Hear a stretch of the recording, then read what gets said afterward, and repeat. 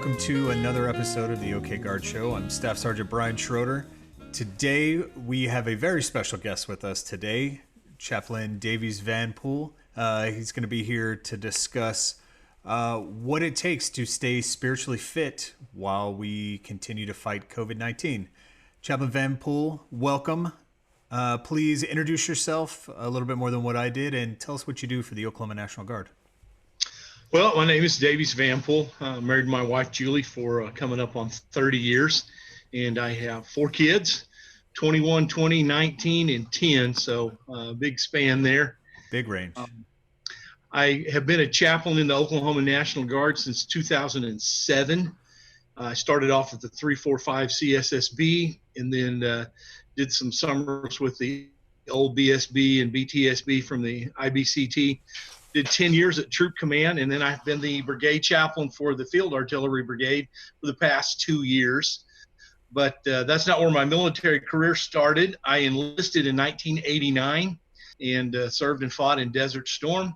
And after 3 years of active duty, took about a 10-year break and came back in as a chaplain. So I hope that my enlisted time makes me a better chaplain to my soldiers, and my officer time makes me a better aid to my commander and those around me. So that's kind of my military background. So what is your role as the chaplain for the Oklahoma National Guard? Well, at the brigade level, it's a little bit different than the battalion level. So let me just take a minute so everybody's clarified on that. Most of your hands-on ministry takes place at your battalion level. And, all of us would tell you that the best job in the Army is the battalion chaplain, because you get to go out and hang out with the soldiers, eat with them and sleep with them, pray with them, right there in the foxhole with them or on the line with them. And that's just where we develop those relationships. And as you move up into the brigade role and then obviously into the state, you become much more of a supervisory role and an aide to your commander and those that are making plans and things like that. However, and this is a flat-out recruiting plea, I'm begging right here, we are way short on chaplains in the Oklahoma National Guard. So we're just really fortunate right now. The way that we operate is much more of as a team. So when we have a crisis, even though it might be my soldier, if there's a chaplain a whole lot closer geographically, well, I'll just call them and say, hey, can you go over and take care of this? And then I'll do the same for them. Since we're so short, it's really turned into a teamwork thing. Well, good. And we'll make sure that we include a little bit more information for those that are interested in joining the Chaplain Corps. We'll put that in our show notes so that they may be able to take advantage of the best job in the Army that you advertise there. That's right. It is. Absolutely. So my role right now, obviously as a brigade chaplain for the Field Artillery Brigade, would be supporting Colonel Henry and everybody in the Field Artillery Brigade and supervising those chaplains at the battalion level. But I still get to do a lot of hands-on ministry just due to the shortage, and I'm grateful for that because we love people. So in a nutshell, that's kind of what we do. Okay. Yeah, it sounds like it would be a very fun job, very fulfilling job, because you get out, you get to see everybody, and you don't stick to just one MOS. You go, you visit soldiers, you visit airmen in certain cases. I would assume if there's some joint training going on. Absolutely. As well as being involved in their families. So that's a very big role. It's got to be very fulfilling for you to have that. It is, and I'm glad you said families. They're one of our biggest roles is family care, especially during deployment times. And while it's been a little while since the Oklahoma Guards had a big deployment, most folks realize that we've had soldiers oversee in bad situations nonstop since 2003, to include now with lots of company-sized units that are deployed. So absolutely, we get to help take care of their families and minister to them as well as their soldiers are away. So as a chaplain, you provide a small outlet, we could say, for service members and their families of all religions, all faiths, belief systems, or non-belief systems. What is spiritual health? Define that for us. Well, I think spiritual health is an awareness of who we are in the scope of the big picture. Obviously, as a Christian minister, I'm going to say spiritual fitness and health for me is realizing who I am and my relationship to God. And that would go for every religion, regardless of what their denomination or religious background would be there. And I would just chase a small rabbit right there and just remind folks, just because your chaplain wears a cross or something that may not be what you have, you still need to remember that we are your chaplain, and we operate under something that's called perform or provide. If you ask me to do something and I'm perfectly comfortable doing it, I absolutely will perform that ceremony or that sacrament or whatever for you. And if I'm not, I still have the duty to help find someone that will help you with that. So never forget that your chaplain is always your chaplain, regardless of what your religious background may be. And then back on what spiritual fitness is there, it's that grounding, it's that humbling, one of the verses himself in the sight of the Lord, and he will lift you up. And I think that goes across the board for whatever your religious is. We were not created in this universe for us. And so part of spiritual health is recognizing who we are with others, who we are with our higher being, and absolutely the concept that we're better together than we are by ourselves. And a lot of that, when we get to that fitness point, wherever you're at in your religion on that, it brings us peace. And we see so many people just wander through this life that are so miserable mentally, physically, spiritually, emotionally. And I think a big part of that is because they don't have peace. And obviously, as a chaplain, I'm going to sell you on the point that you can't have peace until you have spiritual fitness and spiritual health. If we look across the world today, even within the ranks of the National Guard and our other brothers and sisters in active duty and everything, one of the things that we often see people matter or struggling with is, do they matter? Spiritual health will certainly, when done correctly, lead us to that answer that yes, we do. So good, healthy spiritual fitness brings us to that point of peace of, I may not know how today is going to work out, but I'm going to be okay. And it just causes us to take a deep breath and relax, and I think we'll be a little better. So to answer that question, the one aspect of spiritual fitness in my life that I wish I could just wave that magic wand over and give to everybody would be peace. Do you think that being spiritual healthy can make us better people? Absolutely. Just like being physically healthy makes us better people. When you're physically in terrible shape, not only can you not exercise or do well on an ACFT or APFT, you don't sleep at night, you have other health issues, you're generally probably pretty cranky, and you're just you're not functioning the best you can be. I think we see those exact same things in spiritual health. When we're not functioning at the spiritual level that we were created to, we are miserable, we're cranky, and we make those around us the same way. So absolutely, spiritual health is important, and it can affect those that are around us, and it can affect our own beings, not just spiritually, but also physically, mentally, emotionally, and any other ALLY a word you want to invent there. It absolutely has effect on us. Affects all parts of life, our family, our jobs, our hobbies, everything that we do. So it sounds like there's not one aspect of life that benefits from being spiritual healthy. It's all aspects of life. I would say on that point, absolutely.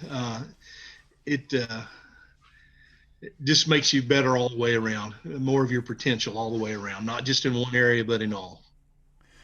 Okay. So in your opinion and kind of in your experience as a chaplain and as a human being, what does it take to have optimal spiritual health? Is there a bar that we can set to say, okay, this is where I want to get to, or this is where everybody else is, so I need to get to that level? I think that's different for every person. And to quote an old pastor friend of mine from years ago, he used to just say, make sure you're a better person tomorrow than you are today. So when we talk about setting that standard, if I've improved over who I am today, tomorrow, spiritually, mentally, physically, however, emotionally, then I've made progress. And as long as we're making progress, I think we're doing right. If we go out there and we set that bar at 10 and we don't reach it, sometimes we set ourselves up for failure. I use the cliche about New Year's resolutions all the time. People just set themselves up for success or failure based upon the realistic achievement of their goals there. Let's talk about, we're all training for the ACFT, or at least we were till about 3 weeks ago when all the gyms in the state closed. We know where that test is coming out in October, which, praise the Lord, I hear now has been postponed for a while. I don't hear a lot of weeping and crying over that one, but just gives us a little bit longer to get in better shape for that. But so I go to the gym, and, I hear one of the events that a lot of people are struggling with is the deadlift. And if I go in there and I said, okay, I'm going to reach this goal tomorrow, but yet I've never deadlifted in my life, I get in the gym, and you know what, tomorrow I'm not going to make it.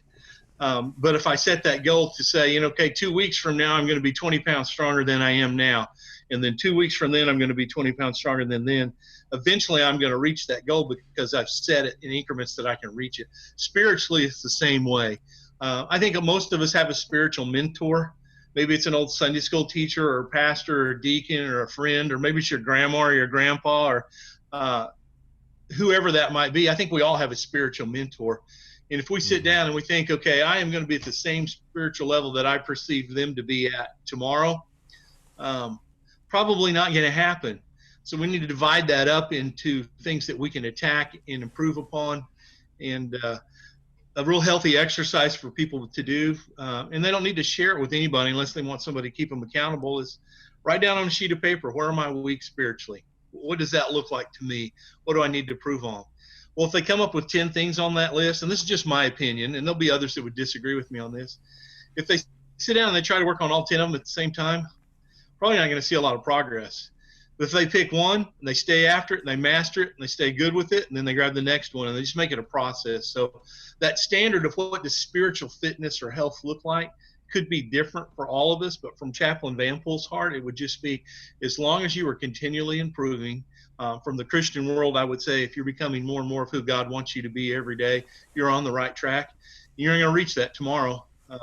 We joke in church a lot and say things like, do you ever graduate from Sunday school? Well, the answer to that is no, or we wouldn't have senior adult Sunday school class. So it should be the same way with our soldiers. Do we ever graduate with you are now spiritual healthy for the rest of your life certificate? No, that's something we got to work on every day. That's great. Yeah, it's a continuous process, never ending, finding new ways to explore how you can stay fit, either physically or spiritually. Sounds like a great way to learn how to improve as an individual, as a human being. So absolutely.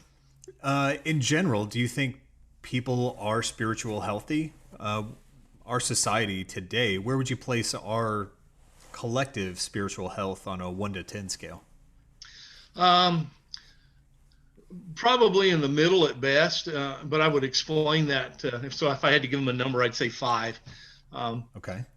In our society today, there is a group of people, and I'm not being judgmental here at all, because we're all entitled to believe however we want to. That's part of the greatness of this awesome country that we live in. But there is a good number of people that don't recognize spirituality as important at all. And not necessarily even talking about religion there, but spirituality, they don't value it or see the need for it. It kind of becomes a joke or something that they scoff at. And part of the reason I think that is we can't necessarily see that. I think that's still why we as a society struggle so hard with mental illness problems as well. If I break my arm, you can see it pointed in the wrong direction, so I'm gonna go get it fixed. But if I've got something wrong mentally, nobody can necessarily see that to know that I need to go see somebody to get me help and get it fixed. And that goes infinitely amount for spiritual things, because we are so driven in our society right now not to be judgmental that we don't ever want to go up to someone and say, hey, I think you're struggling with this, for fear of offending them. So we don't even buddy check as well as we should on the spiritual side. So overall, I would say, due to a total lack of some elements of society even feeling that that's something we should do, through those of us, and I include myself on this sometimes, because let's be honest, none of us are perfect. When we know we ought to be doing something and we're not, recognizing, I'm talking about spiritual health exercises, prayer, fasting, praise and worship, reading the word, whatever it is, and I know I'm not doing what I should be, then I know my spiritual fitness is not where it ought to be either. So wherever we're at in that scale as a nation, I do not perceive our country as having good spiritual fitness right now as a whole. Okay. Why Why do you think that spiritual health is overlooked? Do you think it's apathy? Do you think it's laziness? Do you think people just don't care? Or are they consumed with too many other things to not really prioritize time for spiritual health? The cheesy answer would say all of the above. Next question. But Okay. no, I think you nailed it on all of those things. And I'd like to hit on a few, not taking away from anything we do in our society. Certainly, my wife and I raising 4 boys, we did more and are still doing more than our fair share of Little League sports and other things like that. No doubt. Big shout out to all of our young men and women in Little League sports that lost baseball and softball this spring. Just work hard and come back and be better next year. That's the best answer we have for that. But when we think back to where we're at there, on why it's not there, I would jump one on the busyness thing. Let's go back to my parents' generation. The baby boomers that were born in the 40s and 50s. So they were young men and women in the 60s and then, raised their families in the 70s and 80s. There was no cell phones. There was no technology. People sat on the porch. Families ate dinner together around the table as a whole, not just talking about my particular religion as a Christian, but religion in general. People did that as families, and there wasn't so many things to compete with. And I think that allowed just a vehicle to be in better spiritual health. And now it doesn't matter whether you're a parent of 5 kids or you're a single mom or dad or you're all by yourself. There are so many things in our world to do right now. And most of our jobs, whether it's in the military or in the civilian sector,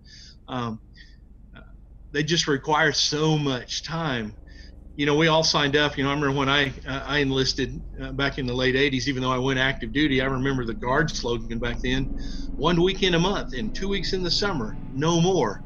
And, everybody that's ever been in the National Guard or the Reserves learned real quick that, that was a great selling pitch, but there wasn't much truth to it. And I think that's the way everything is. We're so busy, so we start letting slip the things that maybe don't have the immediate results to them. Like, if I don't take my kid to baseball practice, he's not going to get to play this weekend. If I don't go to church or wherever my place of worship is, or I don't do my quiet time or my individual study, who exactly is that going to hurt? Well, it's going to hurt me, but nobody else is necessarily going to see it. And these other things that I've committed to, I get so busy with, I think that busyness is a huge detriment to our spiritual health. I'm not absolutely in no way, other than spiritual ways, would ever be glad about COVID-19. And my heart goes out to all the people that have it and are struggling with that, and our prayers are for you. But if we tried to find a diamond in the rough there, this definitely has caused us to slow down a little bit as a society. And just looking at my own particular live streams, whether it's a brigade chapel service or my own personal church service here from where I'm senior pastor out here in Northeast Oklahoma, our numbers on our live stream and everything are quadruple what they used to be. Now, part of that is because we've lost our crowd physically because we can't be there, but also I think maybe there's a little bit of spiritual renewal going on during this crisis. We sure hope so anyway. So that was kind of a long answer to that question, but the busyness, I think, would be the number one thing that is killing our spiritual health. We don't prioritize correctly. Okay. In that regard, are there certain types of people or personalities or demographics of our society that might be more susceptible to having poor spiritual health? Our traditional answer to that usually is introverts, although I don't know that I necessarily believe that. But, if I'm going to go celebrate worship, whatever my denominational religious take may be, I got to get out and go do it.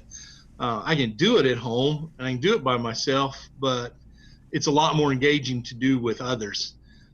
Also, people that are extroverts tend to talk to their friends. Hey, this is what's going on. This is what I'm depressed about. This is what I'm struggling with. Whereas introverts will keep a lot of that to themselves and maybe not be quite as proactive as normal. But in the same sense, looking at a different side of the same coin, that true introvert that really knows who they are might be a much spiritually healthier person than those of us who are pretty outgoing because we don't pay the attention to our self-care that we should, that maybe an introvert does. Okay. So in our current situation that we live in, our time of COVID-19, people are paying a lot more attention to keeping our immune systems healthy, washing our hands, using hand sanitizer, wearing masks in public to reduce our personal impact on spreading COVID-19 or even catching COVID-19. Does spiritual health work the same way? Is there such thing as spiritual health hygiene? Do I need to wear a mask to keep other people's poor spiritual health from infecting me? Can it be contagious? I absolutely think it can in both directions, positive and negative. So let's deal with the negative first and then switch over to the positive. My generation, I'll be 50 this year, so I'm in the middle. We used to have a thing we called Debbie Downer. And that's that designated person in our unit or in our church or in our social skills. So it doesn't matter what's going on. They always look to the negative side of things. And it just drives you insane. Those are the type of people you intentionally didn't invite to your birthday party or to your Christmas dinner because you didn't want the negativity there. Our friends will either lift us up or they'll take us down. And so as we think about COVID-19 being contagious, think about negativity versus positivity. And this is be my transition to the positive side. One of the things we do in the chaplain world are strong bonds events. And a lot of the curriculum we do there comes from PrEP, which is based on just tons and tons of sociological studies there. And one of the things that they agree on across the board is it takes 21 positives to outweigh one negative. So say you go to work tomorrow, say all this was gone and we actually show up at our place of work tomorrow, and you have 20 people say awesome things to you like, man, that's the best haircut you've ever had. I love your new glasses. You know, are you losing weight? On and on and on. Just great positive things. And one person, even if it's in the middle of the day, the beginning of the day, or the end of the day, says one negative thing to you. For whatever reason, that's part of how our human psyche works. We're going to remember the negative. Even though we might have 20 to 1, and I'm not a psychologist. I've read all their studies.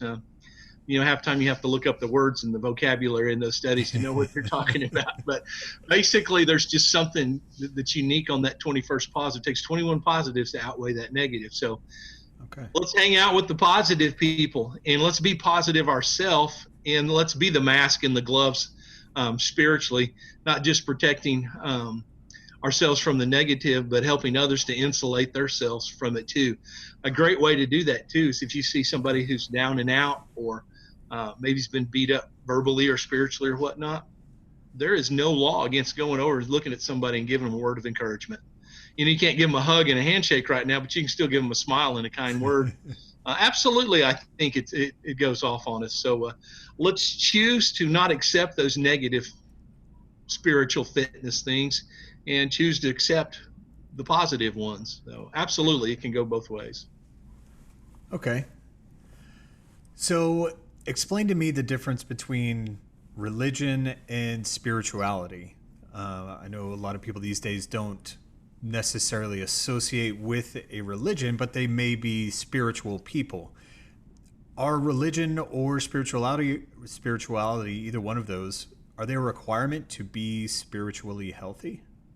I would say spirituality does, and I would definitely define a difference between religion and spirituality.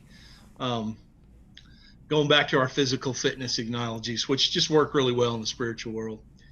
I can have a gym membership, and I can go in that gym every day.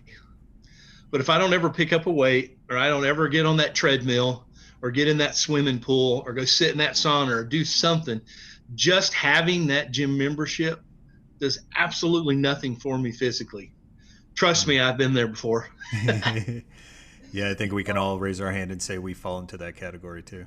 Absolutely. So it's the same thing with religion. Religion is checking the box on paper. Yes, I am a member of my local congregation, whatever your flavor of religion or denomination may be there. Yes, I sit in the pew. Yes, I go. But if I'm not participating actively in doing the things that my faith group teaches me to do to make me spiritual healthy, it's not doing me any good. You're just doing it because somebody else is watching you do it, or you need it to keep your job. It's the right thing down deep, but you don't really care. There's lots of reasons that people are quote unquote religious, but not necessarily spiritual. One of the ways that I can get that as a chaplain, when I ask somebody in my faith group, being sensitive to that, hey, how's your relationship with the Lord? And their answer is, well, I go to church. Like, good for you. How's your relationship with the Lord? What are you doing? Are you reading the word? Are you praying? Are you worshiping? Are you fellowshipping with others? Or are you just a bench sitter? Because being a bench sitter doesn't make you spiritual. So yes, I think there's a huge difference between being religious and spirituality. And yes, I think you have to have that spirituality to have positive spiritual fitness or spiritual health. Because if you're not in tune to those things, you're missing out a whole area in your life that will make you better all the way around. Okay, so let's talk about mental and spiritual health and that connection that may be there. Is there a connection between mental health and spiritual health? And why does spiritual health impact mental health? First answer to that question on why spiritual health impacts mental health has to do with the psyche of the human being. And both of those things are, in most cases, something we would call unseen. While, I go spend time in the gym, you can tell if I'm getting ripped up muscular or if I'm getting thinner, if I'm getting stronger. Just looking physically at someone, not knowing any of their background or anything that's going on in their life, other than that smile and that peace that may be on their face, it's really hard to tell if someone's mentally healthy or spiritually healthy. So since we can't see those things physically, a lot of times as human beings, we lump them together. So we tie mental health with spiritual health. And that's probably not completely wrong. The judgmental part of it is, but someone who is very spiritually healthy in most cases is going to be very mentally healthy. And in my personal opinion, as a chaplain, as a pastor, a person who is very mentally healthy is probably also going to be very spiritually healthy. That connection is going to be different for every person, depending on what their faith group is and how that interchanges. One of the greatest assets we have in the Oklahoma Guard, besides the chaplain corps, is all of our mental health professionals. And you can ask any commander who's had a serious issue with a soldier, they call the chaplain and they call the mental health professionals, and we work together because some of those issues are very spiritual and maybe outside of the area of expertise for the mental health professional, when some of the issues might be very mental health related and kind of outside the area of expertise of a chaplain. So they're tied together, but they're very, very different. And if I had to just put it on paper and say, this is exactly how they're tied together in every person, I don't think I could do that. I think that's unique to the individual. Yeah, so much of what a person experiences in their life is individualistic. We experience life together, but on an individual basis. And I believe that carries over into those mental and spiritual aspects of life, where we have our own personal belief system that has to mesh with everybody else's own individual belief system. Because a lot of what we do and what we experience as human beings is not just what we see, but the other people that are around us and how they are experiencing their lives impacts ours so much. Absolutely. So let's talk a little bit about, dive into mental health a little further. So people that are more susceptible to depression may be having a very difficult time now, except for the introverts who are loving being away from everybody like we talked about. So are people that are more susceptible to depression or suicide, can they benefit from spiritual fitness more than people that are less susceptible to depression or suicide? I definitely think they can benefit. I would question the use of the word more than, indicating that some of us need spiritual health more than others. I think we're all on that same playing field there. But in the essence of the question there, absolutely. And I'll go chaplain on you back to one of my earlier answers. One of the things that depression just whips on people with is, you're all alone. You don't matter. And that's one of the things of being very spiritually healthy reminds us is, hey, I do matter. From the Christian's perspective, that's going to cause me to go, wow, I was created in the image of God. So somehow, some way, when I look in the mirror, I resemble my creator. That in itself is going to help me with my depression, reminding me that I matter. The suicide thing there, unfortunately in the National Guard, we've had a lot of those. And I have played a role in some of those young men and women's lives that we checked all the boxes and we did everything right. So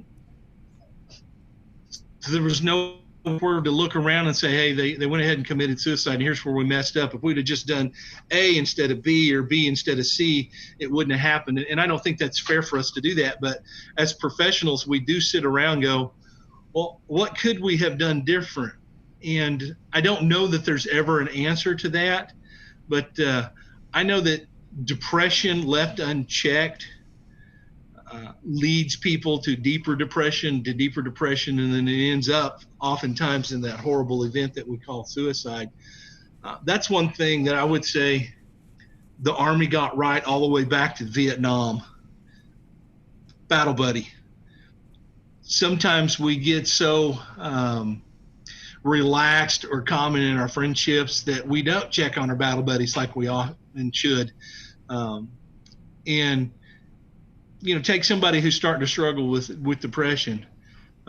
They're not putting themselves in somebody else's frame of mind. They're in their own frame of mind. So they begin to think like, well, my squad leader hadn't checked up on me this month, or, I haven't talked to my platoon sergeant or my first sergeant in a week. They must not love me anymore. They must not care about me anymore.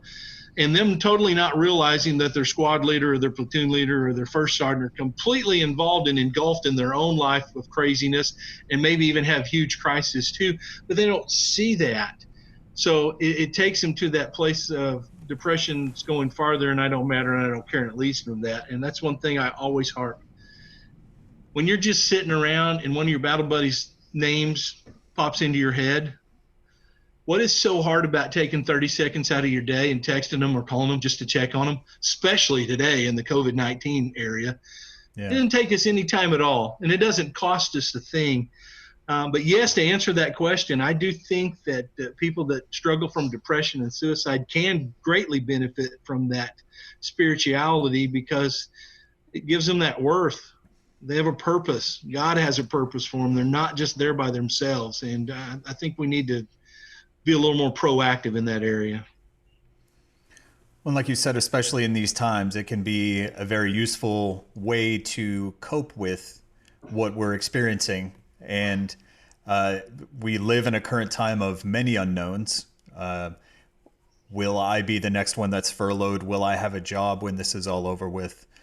Even the essential workers, when will I get a chance to rest? When will I get a chance to do that? And nobody really knows the answers of when all of this will go away. But everybody's had to adapt to this new reality of living life, wearing a mask, standing 6 feet away from everybody else. You may be also the designated grocery shopper for your family now. And when that used to be your time to enjoy your family or enjoy your spouse walking around the grocery store, now you're seeing yourself do that by yourself. So knowing how to cope with the unknown requires, a really solid, good set of skills to maintain a healthy brain mindset. So how are these coping skills associated with spiritual health? You talked about that a little bit, but how can spiritual health show us how to, or give us ways that we can cope with what we're currently experiencing? Well, obviously, I'll go back to that same answer I keep giving on peace. It helps us realize this is going to be okay. I don't need to know all the details of how it's going to be okay, but it's going to be okay. And it brings us that inner peace that only comes from that, in my opinion, from our relationship with the Lord. But I think also we can look back I'm going to go my personal experience here. If I'm going through Scripture and I go through Corinthians and it tells me, nothing that's happened to me hasn't happened to someone else, it reminds me that we're all in the same boat together. And I think one of those, a lot of people may not, it goes back to seeing other people in trouble that have been where we're at, and we share how we help them. It's that same mentality of we share how we're getting it through with one another. And tying that back into what we were just talking about, checking on people. I have been contacted by at least 10 different people in my unit.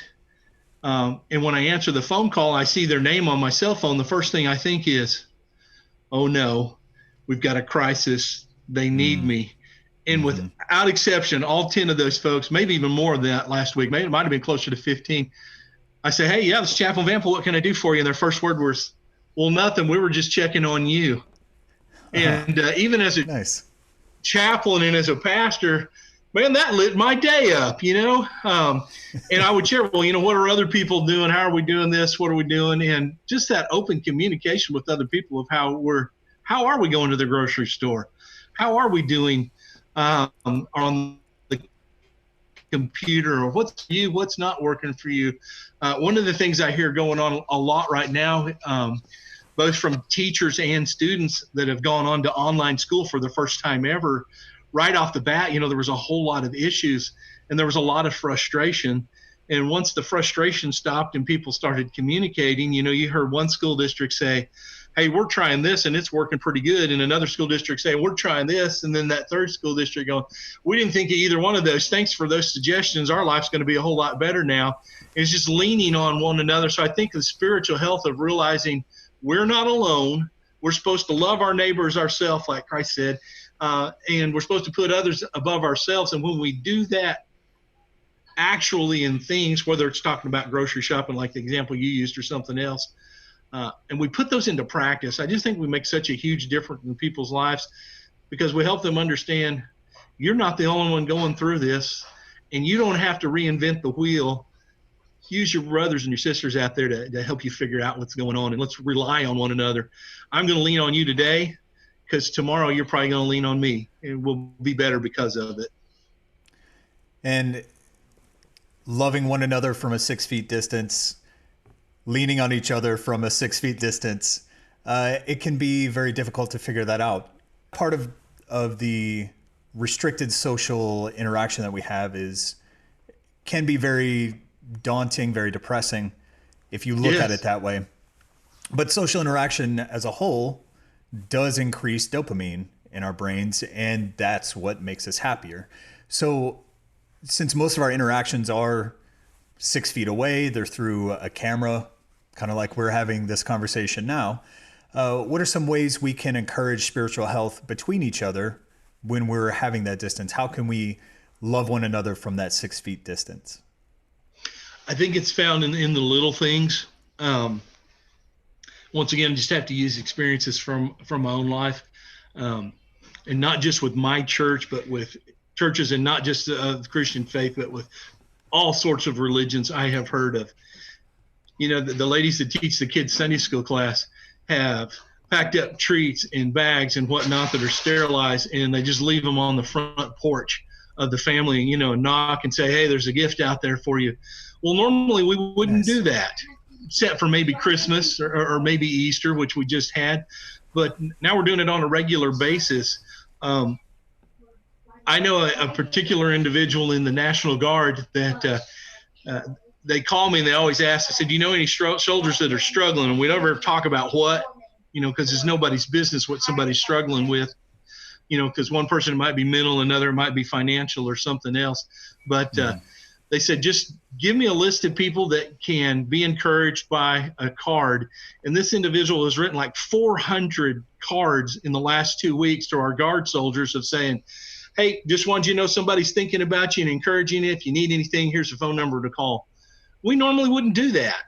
Not because we don't care about those people, but just because that's a vehicle we wouldn't use. We'd go talk to them in person, or we'd pick up the phone and call them maybe, and then set a time to meet them or something. So just the little different things there, if you take the time to do it. I'm a hands-on person with my soldiers and with my church. We had a soldier that was having a surgery here not too long since this, in the last 2 weeks. I don't always think in the COVID-19 mentality. And I got to the door of the ER, which was the quicker way. I made that path at St. Francis in Tulsa a million times. It's the quicker way to get the ER. And the lady stopped me at the door and she said, can I help you? And I said, well, I'm Chaplain Vanpool of the Oklahoma National Guard. I got a soldier having surgery this morning. I just want to stop in. She said, I don't mean to hurt your feelings, but you're not allowed in here. Each person can have one family member. You're going to have to leave. And so I stepped out in the parking lot and I cracked up and I thought, 30 years of ministry, I've never been thrown out of a hospital before, but today was the first. So I had a choice. What am I going to do? Well, I texted the soldier's wife and I said, hey, do you have service in there? Yeah. And I said, can you Skype with me for 30 seconds? You can see my face and know that his chaplain loves him. I wouldn't have done something like that beforehand. So it's in the little things, I think, that writing the card, the Skype, the kind word, it doesn't take a rocket scientist to figure out from that 6 feet distance, how can we help one another? We just have to be innovative on it. Yeah, I think you're exactly right. We're innovative. We have to be creative in how we want to interact with people these days. And if you're not sure how to do it, there are a lot of different resources online. There's videos of people doing different challenges. I've noticed today that people have started posting photos of their senior year in high school, no matter when that was, to encourage those seniors that aren't able to finish out their senior year of high school. That's great. That is an amazing way that everybody can participate to show solidarity in trying to get to this virus. It makes a difference. It makes a difference. 100%. So we know that mental health can positively and negatively impact our physical health.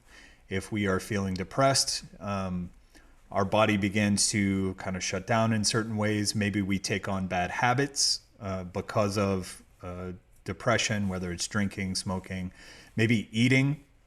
That over time can have negative effects on your physical health.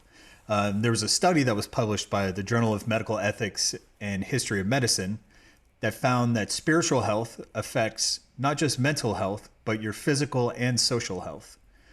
So we talked a little bit about how your personal spiritual health and fitness can impact those around you and improve or bring down the social health of those that are around you. And we talked a little bit about mental health. How does spiritual health affect your physical body?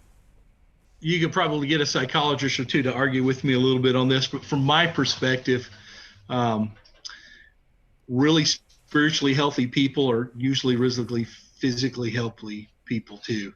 But we all go through that roller coaster of, hey, we're really fit right now and we're really not so fit right now. And we do that. But a lot of times when you see people that are anger or full of bitterness or hatred, things that we would commonly refer to as being very poor spiritual health, you can see it in their physical body too. Maybe not in their physique, because maybe they're still pretty fit, aerobically or muscularly, but they don't sleep at night and they struggle with headaches. They're snippy and hateful to people all the time. Maybe even what we might call toxic sometimes, which none of us want to be around folks like that. So the really poor spiritually fit people, it shows in their physical, it shows in their personality, it shows in their actions and everything. And that's where, if we learn and teach ourselves to read that, we can step in with buddy aid, and maybe it doesn't get quite that far. But absolutely, I think you can see it. And that anger, that bitterness. We talk about depression, that hopelessness. I don't know how old you are, brother, but I'll be 50 this year. And as a kid, I was forced to watch the show called Hee Haw on reruns. Oh yeah. And they had one episode where all the guys, it was a scene in almost every episode where all the guys were sitting out on the porch with the dog, and they were singing a song that goes, gloom, despair, and agony on me. If it weren't for bad luck, I'd have no luck at all. When people exhibit that all the time, they're not spiritually healthy. We see that. So absolutely, I think it shows in our overall health. And if we stay in that long enough, it's harder and harder to maintain what physical fitness we do have. And then it drops off. And, not being judgmental to anybody here, but just showing people where we see that at, really three major areas. When spiritual fitness gets so crummy that it shows in the physical side, people either get grossly overweight, or they get grossly too thin, or they turn to alcohol, or they turn to drugs or some other form of stimulant. And we all know where any of that leads us to a very bad place. So absolutely, when spiritual fitness goes crummy, it manifests itself in our physical lives as well. That's really interesting because you really can see the impact that a poor diet can have on the physical body. You can see the impact that smoking has on an Absolutely. individual. And a lot of those, it sounds like, are tied into spiritual health and fitness as well. So what are some ways that we can incorporate spiritual health into a healthy lifestyle of eating the right foods we're supposed to, having proper nutrition and exercise? Because you always hear the way to be healthy, it doesn't matter what you are, what you're doing. If you have proper health and nutrition and you exercise every now and then, you're probably doing great. How does spiritual health fit into that? Well, I think I'm going to go ahead and go off with some actual practical things I think that we can do here. And this obviously works well for me coming from the Christian standpoint, but I also realize that as a chaplain, it's my responsibility to help the spiritual health regardless of what someone's religious background is. So these things, if you plug them into your specific faith, whatever that faith is, they will work. So the first thing that I would go with there is reading of the Word. Whatever your holy book is, as a Christian, that's going to be the Bible. And here's where people mess that up, just like they do in the gym. They start off and they say, okay, I'm just going to read through the whole Bible today. Well, unless you're wired like that, that's going to work for about 5 minutes. And a lot of times people do New Year's resolutions. I'm going to read through my holy book this year and I'm going to do it. Well, and I'm obviously, as someone who is very passionate about the Bible, some people are going to think this is negative, and I don't mean it to be that way. So hear what I'm saying. You're going to read through till you get to those parts in Chronicles when it's got some name that you can't pronounce, begot some other name that you can't pronounce. And it goes on like that for chapters. And you're going to get discouraged and bummed out, and you're just going to quit. So what I suggest for people, whatever your faith group is, in your holy book is, you read it in chunks that you can handle it. So using my background, when I tell people, I say, go to one of the Gospels or something like Philippians and take your highlighter or your pen with you and read until you realize you're daydreaming. Then draw a line there.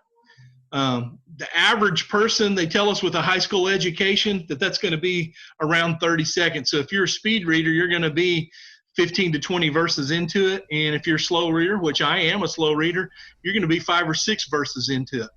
Then you do it again. Read until you realize that you've daydreamed. Maybe you've gone a little farther this time, maybe not quite as far this time. But you do that 3 times and you find an average of where you're at, and you get your volume there of how much you're going to read. And then you read that same passage every day, whether it's 2 verses or 10 verses. Read that same passage every day for a month.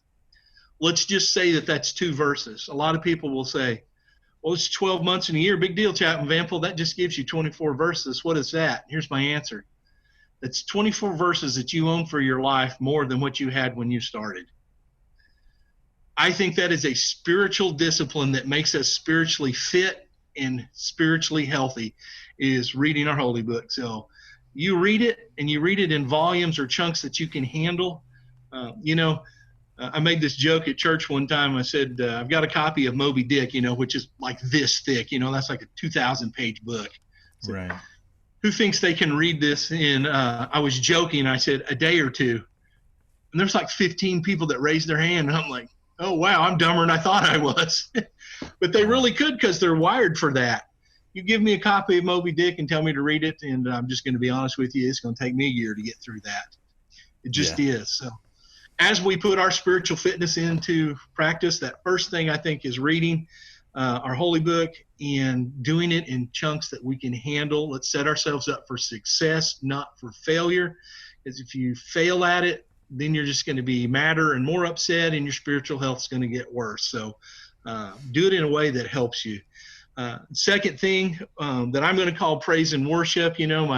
My Hindu or my Buddhist friends are going to say meditation there, but that doesn't matter whether you're sitting in church, which none of us are right now, and you're singing your favorite praise and worship song or your favorite hymn, or you're sitting outside looking at that wonderful, incredible sunrise or sunset that I believe the Lord God made, and you're just looking at his awesome creativeness.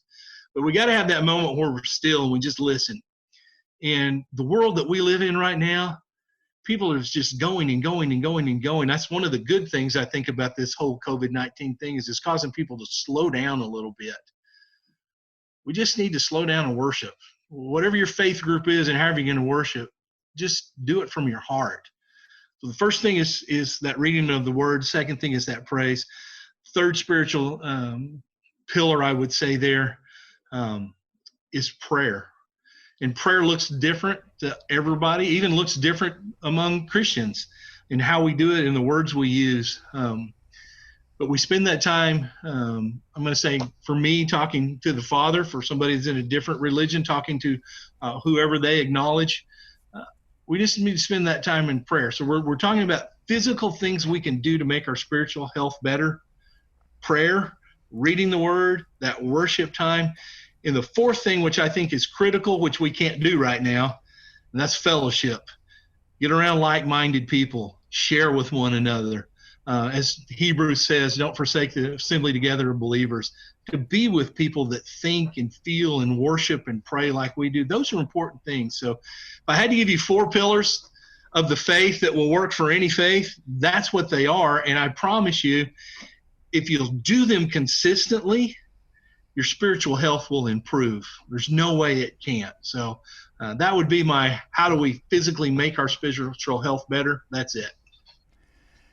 Some really great advice, really great tips for anyone really of any faith belief. For those that maybe don't have a belief system for themselves, are there any tips that you would recommend? Well, absolutely.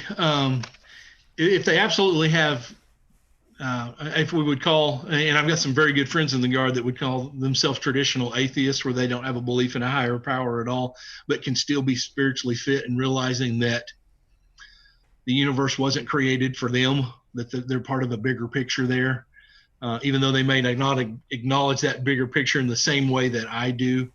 Sure. That humbling of ourselves, that grounding of ourselves, that desiring to see we're better together than we are by ourselves, little things like that. Sometimes just talking to someone, that's one of the things that chaplains do far more than anything else right now. We traditionally would ask a chaplain, hey, what do you spend most of your time doing? A lot of people would assume they would say, well, religious support, preparing for services, which are good, correct, right answers. But I can promise you all the chaplains in the Oklahoma National Guard right now spend 10 to 1 time counseling that they do to that other, because people need others right now. And you can call me with any problem you have in the whole world. And I'm just going to be honest with you, I'm not an expert on any of it. And I'm probably not even going to give you a whole lot of advice on what you can do to get better. But just sharing what's going on in your life with someone else, knowing that there is another human being on this planet that knows what I'm going through and they care about me, makes a difference. So to that person that doesn't see any value or have any belief in the spiritual, the religious side, as I would define it, can still be spiritually healthy by engaging with others. And if you're looking for some resources to do that, first and foremost, every single chaplain in the Oklahoma National Guard and in the Air National Guard, they're not a one of us that are going to say, well, I'm too busy to talk to you. Call me back a year from next Friday. That's not going to happen. We might say, hey, can I call you back in 15 minutes or call you back this evening? But we're going to engage with you. That's what we're there for. So I beg you, use your battalion chaplains, use your brigade chaplains, use our full-time support chaplains up at JFHQ. We're there for soldiers. We care about them and we love them, and that is our purpose. Also, local clergy. And if that's not something someone feels that they could go to, there's a fantastic resource out there, Military One Source. It's completely confidential. If you just need somebody to talk to, pick up the phone and call them. They're there for you. I would engage with others, even if I didn't have any value in religion or spiritual fitness, not trying to get through this by myself, because that's not healthy. No, it's really not. And I feel like the longer this goes, the more we realize how much we really need each other. Well said. Not just somebody to talk to, but just that energy connection that people have between each other. I think this distancing has made us realize how important and valuable that connection is that we have between each other. So we talked about this a little bit already, but what positives do you see coming out of this whole situation that we're currently in? Well, I can give you a couple of funny ones. I had a dear friend of mine, one of my church members, a widow lady way up in her 80s who's not physically able to get out of the house and hasn't been for maybe a year or two because of, just arthritis and not being able to walk and some other health issues there. And she called me on the first Sunday that we live streamed. And she said, "Brother Vanpool, I just want to thank the Lord for COVID-19, which I thought was the most horrible statement I'd ever heard." I said, "What are you talking about?" And I have a great relationship with this lady, so she can be short with me and it doesn't hurt my feelings. And she said, "Well, it made you get your butt in gear, and we're actually live streaming now, which will always be there, which means if one good thing comes out of this, I can always go to my church in my living room on a Sunday morning from here on out and watch live stream." And I hate to admit it, she was right. We knew that we needed to do that, but we hadn't. Same thing on the guard side. We're talking about how we're going to do virtual drill. Chaplains are sometimes here and there, and we can't get around to everywhere we need to be because we're so short-handed. That I'm aware of, like 90% of the Oklahoma Army and Air National Guards are doing live stream chapel services for our soldiers. And here's the great thing about that. Sometimes we have a chapel service maybe Saturday at 1300 or Sunday morning at 08, but gals that are in critical MOSs that can't get out of their training environments never get to come to chapel service. Well, now we've put those on our brigade or our battalion Facebook pages or YouTube channels. And anytime during drill weekend, our soldiers can go, "Hey, I wonder what the chaplain had a good word about today." And then go back in there and click on it. Now, I'm going to be honest with you. That didn't take a rocket science to figure that out, and that's something we probably should have been doing for years now, and a couple of them were. But old guys like me that don't live in the tech world, we're kind of scared of that, so we didn't even think about it. But now that it's already set up, and just a big thank you for all those guys and gals that have those tech skills that have set that stuff up to make us chaplains look good. I certainly appreciate that. But forever now, every member of the Oklahoma National Guard will always be able to go see what their chapel service was. All they got to do is go look at it on the internet there. That's a great thing for it. Like 100%. I said earlier, I've probably gotten 10 or 15 calls. That's fantastic. That interaction that probably wouldn't have occurred, not because of anybody's fault, but just knowing, hey, so-and-so cared enough to call me. Even if somebody they made the call, and there's probably going to be some relationship improvement out of some of those things. So it's not hard to look for the positives there. They're not really hiding. They're out in the open. I hear a couple of our guard guys in Tulsa are trying to set up a thing where all the elderly in their church can email them, or not in their church, in their community, can email them their grocery list, and these two guard guys are going to do their grocery shopping for them and deliver it to their house. Oh, wow. I mean, that's great stuff. And that's probably the way community ought to be anyway, isn't it? Taking care of one another that have needs. So I think there's good things coming out of this. Absolutely. 100%. And yeah, you're exactly right. This idea of community is actually manifesting itself, and it's no longer an idea and things that people are preaching. It's actually, you can see it happening, like you were talking about these two soldiers. And the technology that we surround ourselves with today are allowing us to have that sense of community. And we'll make sure that we post the links to those chapel services in our show notes so that people can start having access, a broader audience can have access to those chapel services. That'd be great. Is there anything else you'd like to add, sir? Well, I just want to thank you for the opportunity to talk a little bit about spiritual health, and just remind everybody, if you're struggling, pick up the phone, get a hold of one of us. And if you say, well, I don't know who my specific chaplain is, call your one shop, they'll know who they are and they'll funnel you right to them. So no excuse not to have that conversation if you're struggling. We're there, and we're there for every soldier that's out there and their family members.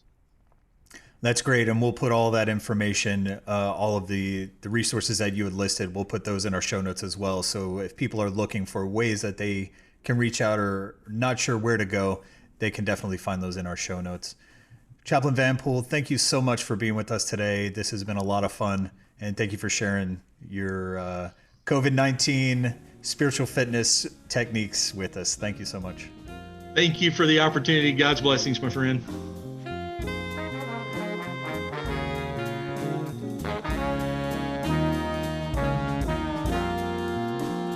The OK Guard Show is produced by the Oklahoma National Guard Public Affairs Office.